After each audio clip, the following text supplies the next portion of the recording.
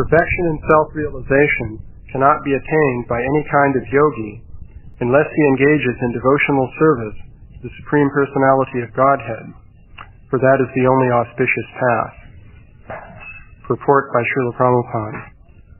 That knowledge and renunciation are never perfect unless joined by devotional service is explicitly explained here.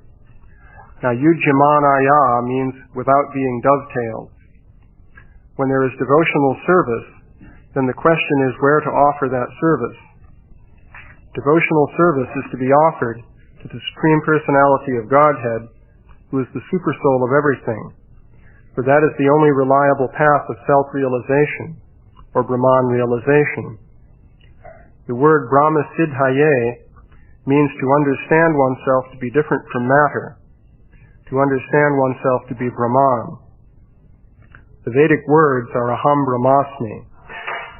Brahma-siddhi means that one should know that he is not matter, he is pure soul.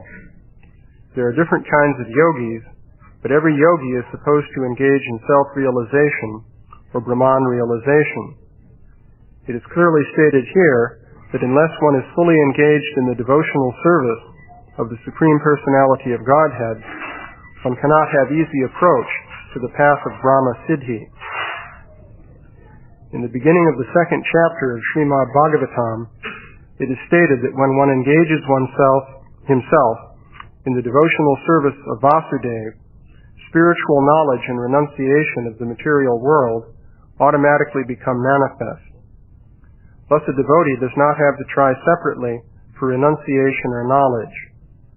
Devotional service itself is so powerful that by one's service attitude, everything is revealed. It is stated here, Shiva Panta. This is the only auspicious path for self-realization. The path of devotional service is the most confidential means for attaining Brahman realization. That perfection in Brahman realization is attained through the auspicious path of devotional service indicates that the so-called Brahman realization, or realization of the Brahma-Jyoti effulgence, is not Brahma-siddhi. Beyond that Brahma-Jyoti, there is the Supreme Personality of Godhead. In the Upanishads, a devotee prays to the Lord to kindly put aside the effulgence, Brahma-Jyoti, so that the devotee may see within the Brahma-Jyoti the actual eternal form of the Lord. Unless one attains realization of the transcendental form of the Lord, there is no question of bhakti. Bhakti necessitates the existence of the recipient of devotional service and the devotee who renders devotional service. Brahma-siddhi, through devotional service, is realization of the Supreme Personality of Godhead. The understanding of the effulgent rays of the body of the Supreme Godhead is not the perfect stage of Brahma-siddhi or Brahman realization, nor is the realization of the Paramatma feature of the Supreme Person perfect, for Bhagavan, the Supreme Personality of Godhead, is Akhilatma. He is the Supersoul. One who realizes the Supreme Personality realizes the other features, namely the Paramatma feature and the Brahman feature, and that total realization is Brahma-siddhi. So, very often one hears about yogis who engage in different practices to attain some higher realization. Typically, one finds that these yogis argue that bhakti is good for self-realization. It's a method of self-realization that is useful. But they will say that ultimately the goal is to attain something other than devotion to the Supreme Personality of Godhead. In fact, the usual viewpoint that is presented is that in the ultimate issue, even though one may say that Krishna exists or Vishnu exists in some sense, still these are not ultimate entities.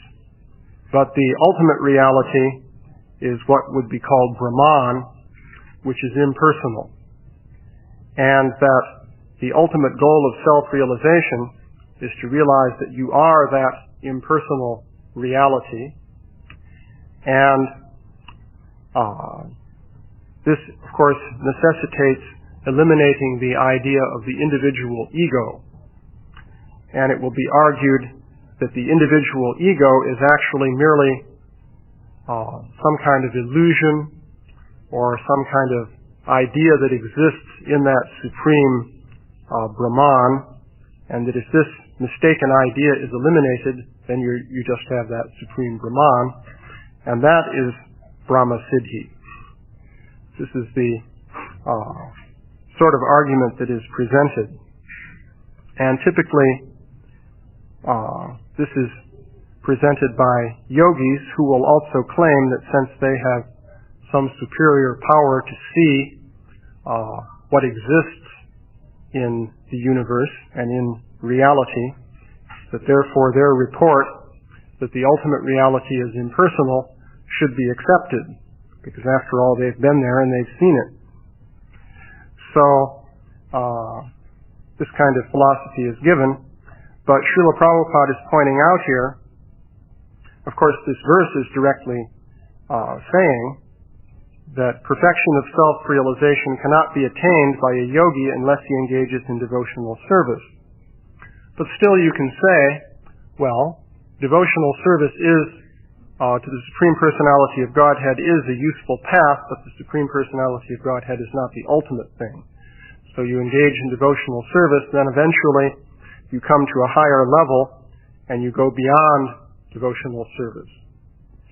So, of course, this means that you cannot actually engage in devotional service, because if you're thinking that ultimately the object of devotion has some sort of intermediate level of existence, and that you are merely engaging in devotion for the purpose of coming to a higher platform, then necessarily that's not actually devotion to that object of worship. In other words, it's like being a friend of somebody in order to get something from them, or in order to obtain some goal. Actually, we have experience of that in the material world. A person will be very friendly and very devoted, but actually they're trying to get something, and as soon as they get it, then you get the boot in the face. So this experience is there. But that's not really friendship or devotion. So we have sort of a paradox here, that one may say that the path of devotional service is a good method of self-realization, but unless it is actual devotional service with a proper philosophical understanding, then it's not really devotional service. So, in other words, how can you simply use devotional service as a method to attain something else? So, Śrīla Prabhupāda is of course pointing out here that realization of the Brahma Jyoti is not the ultimate level of realization. The ultimate reality is the Supreme Personality of Godhead. Of course, in the Bhagavatam it says that there are three aspects to the Supreme: Brahman, Paramatma, and Bhagavan. And Śrīla Prabhupada is pointing out that Bhagavan is the ultimate reality, and Paramatma and the Brahma Jyoti or Brahman are aspects of that ultimate reality. So then what can one say about this? There are a number of interesting points that you could make. It is interesting that from the point of view of, let us say, physics and engineering, you can make some observations that shed some light on the issue of the ultimate reality. The basic concept, one has to look at the question of what is the origin of different things. Where do things come from? So here we are in the material world, and we have this matter. which is everywhere. And we have the experience that an intelligent being can mold matter into different shapes and configurations and produce different kinds of useful objects, such as this microphone and so forth. But we don't see that matter ultimately just organizes itself. In fact, we see that the nature of matter is that once it's organized, it tends to disintegrate if it's left to itself and go into a less organized state. So one can say, well, you have intelligent beings, namely people, who are made out of matter, and they're organizing matter into various complex shapes and so forth. But where did the people come from? So one explanation is, well, they just came out of disorganized matter. The way it worked was that, well, you can start with atoms. That's a good enough starting point. Some atoms happen to collide together and form a certain configuration which was able to act as a living cell. And those living cells divided and functioned as rather complicated machines. And by chance, various changes occurred in them, and they became little organisms that swim around. And this kept on happening until finally you got human beings, without any intelligent guidance or control. So this argument is not actually very good. If you look at it in detail, you can find that there are a lot of problems with it. Basically, it really doesn't work. But I won't go into that in detail right now. But one can draw an analogy. You can ask, well, what is the ultimate cause? Well, I use the phrase ultimate cause. What is the ultimate? Well, one thing is more ultimate than another if it stands in relation to that first thing as the cause to the effect. In other words, we would say that something is more fundamental or more ultimate if it is the cause of the lesser manifestation. So, looking at it in that way, of course, the human creator is the cause of the microphone. The human creator put the microphone together. And, of course, the evolutionary theory says that, okay, things such as microphones and locomotives and so on are put together by a superior cause, namely the human designers, but the humans ultimately came about through no cause at all.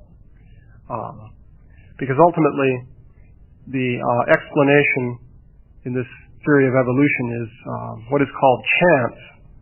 And chance means something that occurs without any cause. It just happens. So, as I'm saying, this is not a very satisfactory explanation.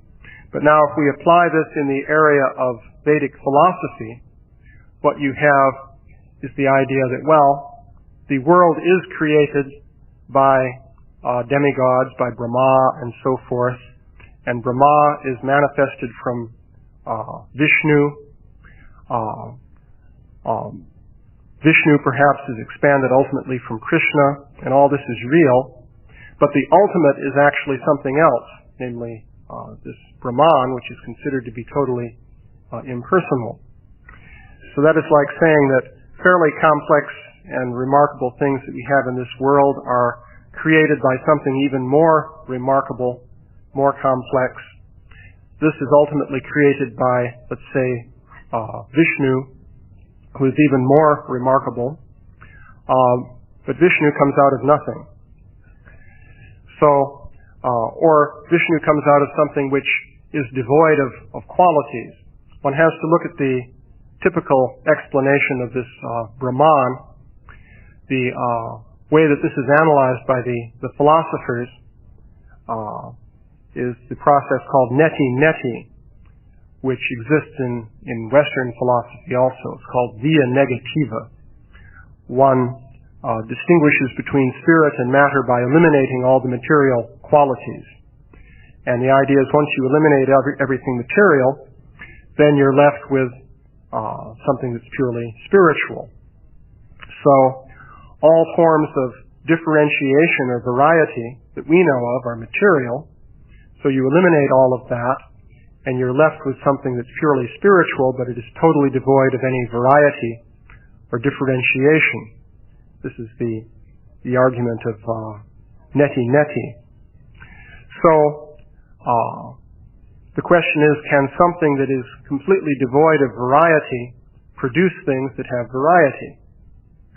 Well, we don't see that in practice, and that's the whole question then again of evolution. The microphone has a certain complex structure. It's based on certain principles. It was produced by something that can understand those things.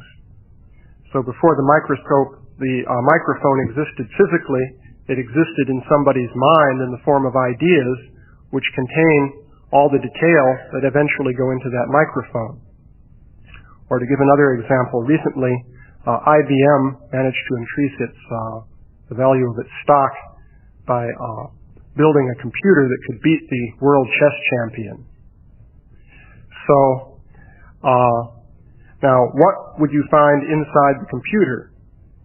That is, how is the computer able to play chess well enough to beat the world chess champion? Well, there's a lot of stuff inside the computer, and people worked very hard to put it there. In fact, they had a team of people at IBM working day and night for years at great expense, using all the best computer engineering techniques and the best software and the deepest knowledge of the game of chess that they could gather. They put this all together and built this machine that finally beat the champion. So there's a lot in the machine. Now you could ask, well, could you have a chess-playing computer which was totally devoid of all variety or differentiation? It's all one. No part of it is different from any other part. Well, I think it would be a little bit difficult to beat the champion with a machine like that, at least within our experience. So one can see then the problem of saying that something comes out of nothing or something comes out of something less than what it is. So that problem is there with the idea that Krishna is real, if you like, but Krishna ultimately comes out of Brahman, which is totally devoid of all variety. It really doesn't make a great deal of sense. So the philosophy presented in the Srimad Bhagavatam is that actually it's the other way around. The most complex and highly developed entity is the ultimate entity, which is the cause of everything else. So from this ultimate cause, you have lesser entities arising by the action of an ultimate cause that has within itself more than the variety, complexity, sophistication, and so forth of all the different effects that are produced. So that is Bhagavan. Now this, you might say, well, the Bhagavatam recognizes the existence of Brahman, after all. It speaks of Brahman, Paramatma, and Bhagavan. So the Bhagavatam is recognizing the existence of this undifferentiated entity. But one could observe that the undifferentiated Brahman is, you could call that the Brahman of the philosophers. It's not the actual Brahman that really exists. The actually existing Brahman is not, in fact, undifferentiated. In fact, one can make an analogy here also to engineering.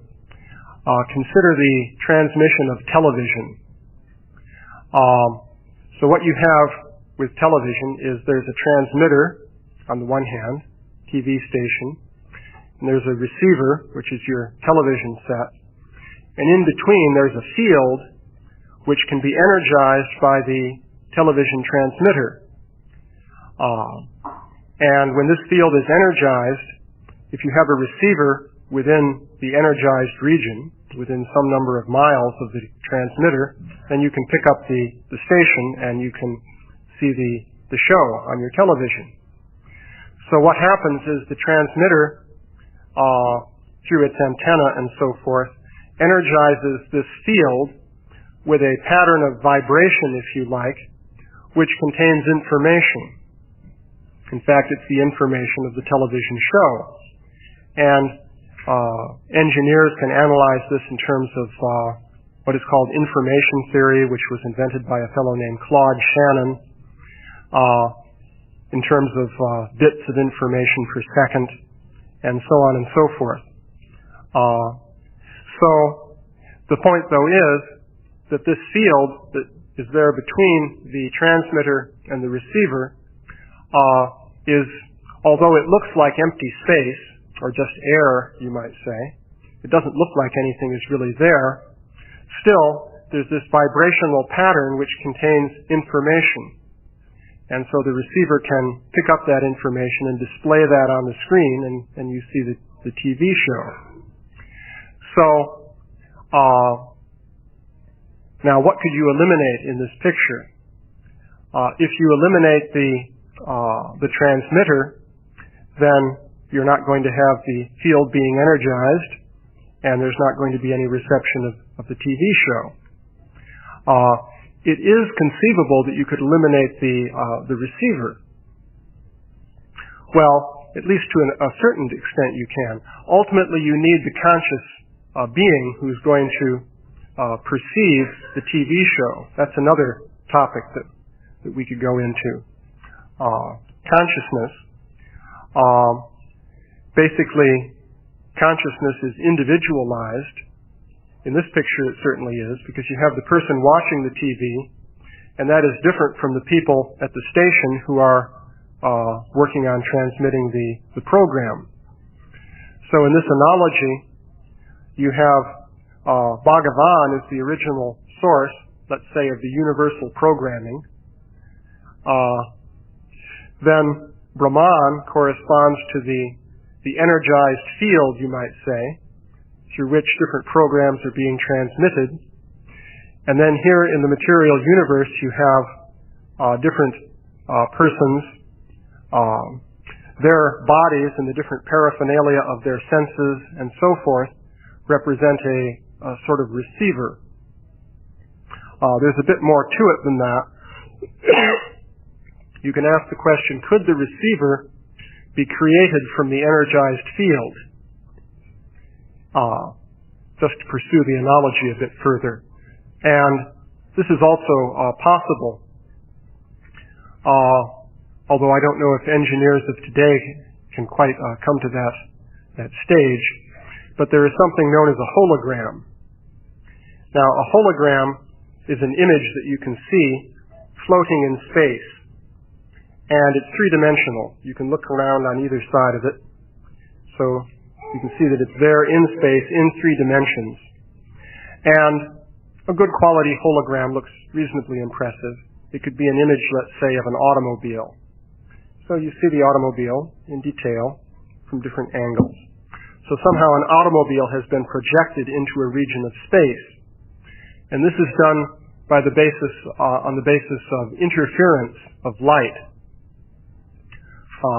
Light is a wave or a vibrational pattern, and by adding together different waves, adjusting the frequency and what is called phase of the wave correctly, you can create out of that light any desired shape, which can then be seen by an individual who has eyes to see it.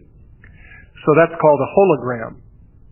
So holograms look a little bit mysterious because the interference pattern in the light is typically produced using a sheet of transparent material on which a microscopic pattern has been produced. So when you shine light through that microscopic pattern, by interacting with the pattern, different wave patterns of light are produced. These then interfere in a region of space out in front of that transparent sheet, and so then you see this image hovering in space, and that's the holographic image. So this is all done with interference of light. So now you can go a step further and consider that matter itself, according to modern physics, is a wave phenomenon.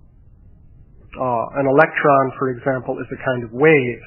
A proton is also a kind of wave, and so forth. So all of this matter that we see is a wave phenomenon. So if you could arrange for arrangements of matter waves, then you could produce a hologram, which would be a solid material object.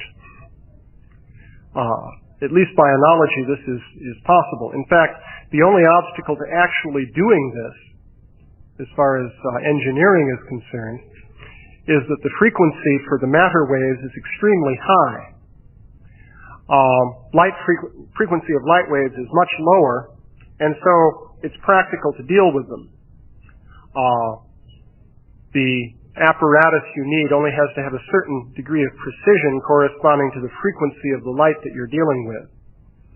But if you wanted to interfere matter waves in order to create a matter hologram, which would be an actual object, you'd be dealing with extremely high frequency waves, and it sort of intuitively makes sense that you can't do that with matter, which is such a wave pattern anyway. You'd need something finer than matter as we know it in order to focus matter waves and create a matter hologram. Well, of course, that finer something does exist.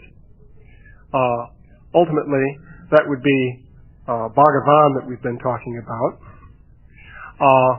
So the idea is that the material universe is ultimately manifested from Brahman, and the analogy here shows how that could work. Namely, this Brahman is energized with information which produces a pattern which is ultimately the material world as we see it. So the material world as we see it then is a kind of vibrational pattern or matter hologram. And it is produced from this energized field, which you could call Brahman. But you still have to have the transmitter. This energized field would not be energized with all the complex data, or bit stream if you like, using some computer terminology, which is needed to produce this particular matter hologram, which is the universe that we see with all its variety and different complex forms and entities and so forth. So you still need the transmitter. The point then is we can see that the receiver, or at least the receiving apparatus, can be generated from this energized field of Brahman, but still there has to be a transmitter somewhere in the background. And that is Bhagavan, according to this analogy. So, you have then, of course I haven't talked about Paramatma, but you have Brahman, Paramatma, and Bhagavan. And Bhagavan is the ultimate source, or the ultimate in the sense of being the cause of everything else. And in particular, Bhagavan is the cause of the actual variegatedness that exists in Brahman. In other words, the real Brahman is not devoid of all quality and variety, but it's also variegated. So, let's see. There are a few observations about this topic. Are there any questions or comments? Yeah? This is about self, God, the Father, I can't go to verse, well, yes, it's undifferentiated in one sense, but in another sense it is differentiated. Namely, just like with the television example, the radio waves propagating through space look pretty undifferentiated. In other words, it looks simply like empty space. But actually they are differentiated. So ultimately Brahman contains variety. There's another aspect of variety also contained in Brahman, namely innumerable spirit souls. Because in Brahman there are innumerable spirit souls in a state of Brahman realization. So they're there, but we know that they're ultimately individual. to make another analogy, because Śrīla Prabhupada makes this analogy of the sun and the atomic particles of sunlight. So that's another interesting way to illuminate this. Namely, that you have the sun, that's the transmitting source, and around the sun you have this field of radiant energy, and the light, Śrīla Prabhupada is saying, is made of little molecular parts of the sun, which have the same quality as the sun. So actually that sunlight is variegated. It's made of little molecular parts.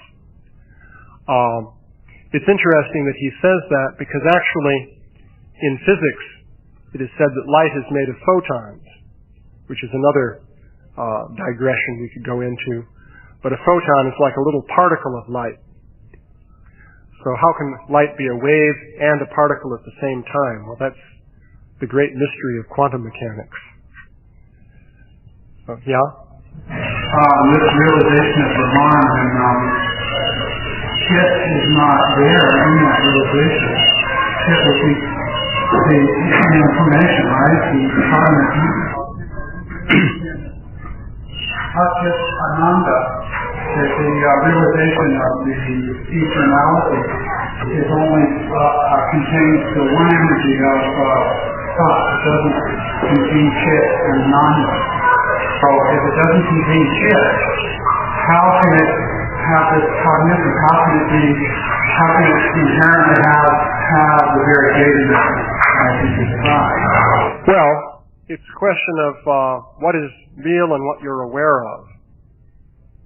Oh, he's asking, I'm supposed to repeat the question. Yes, he's asking, we are told that the soul in Brahman does not have the manifestation of the chit potency or knowledge. There's only thought there, being, eternality, but there is no variegated experience, and so there's no knowledge. So how can that be if I'm saying that the Brahman is actually variegated? The answer would be that it's a question of the state of consciousness of the individual soul. The individual soul is always eternal and individual and has the qualities of Sat, Chit, Ananda. Those are inherent qualities that the soul always has, but it's a question of realization at any given moment. In other words, the soul floating in Brahman isn't aware of all that information that's there. Just as right now, after all these television stations are broadcasting right through us. I don't know what it ultimately does to the body, but it's all going through us right now, but we're not aware of it because of our particular state of consciousness. But if we were able to properly alter our state of consciousness, maybe we could pick up the TV stations even while sitting here. This is not such a good prospect. So, yeah?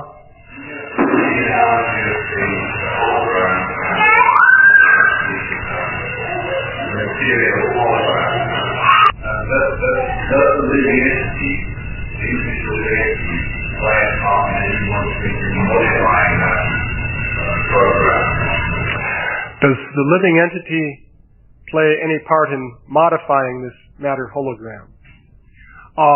Well, the answer would be yes, because, of course, the living entity does not directly have the power to control matter, but the supersoul controls matter in accordance with the desires of the living entity. That's the aspect I didn't really discuss here, namely Paramatma. So, it is said, for example, in Bhagavad Gita that we're not the doer.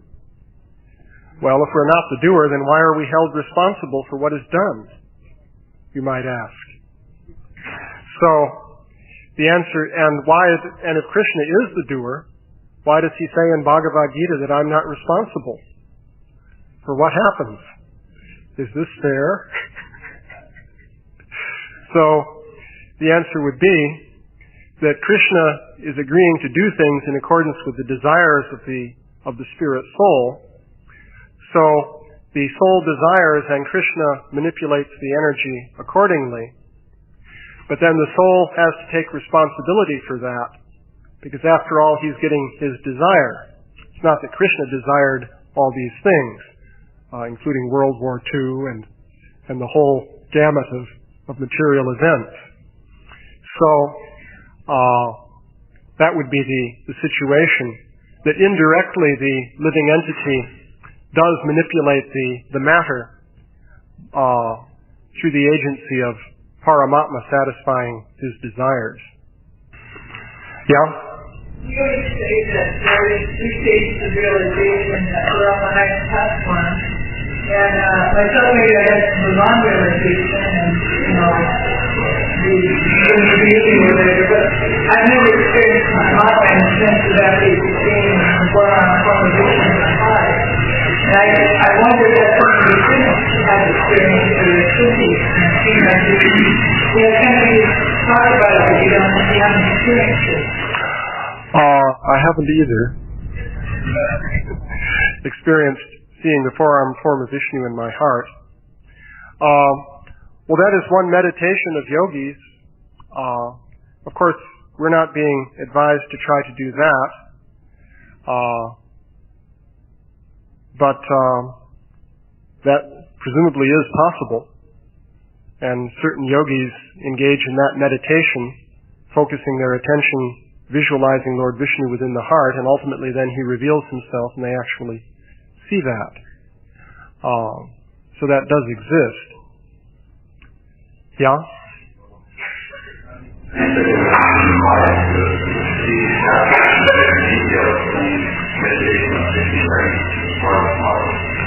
Well, there's so many things to do.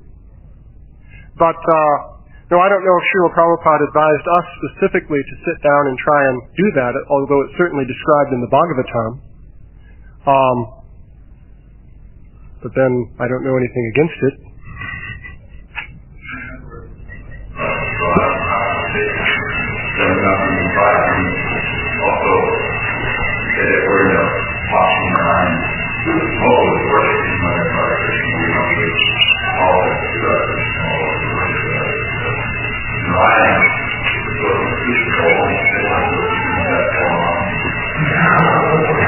Well, as I understand it, worship, that meditation on Vishnu within the heart, it's very much analogous to deity worship in the sense that initially what you are meditating on is a mental image, because unless you're so advanced that you immediately see Paramatma the moment you try to see him.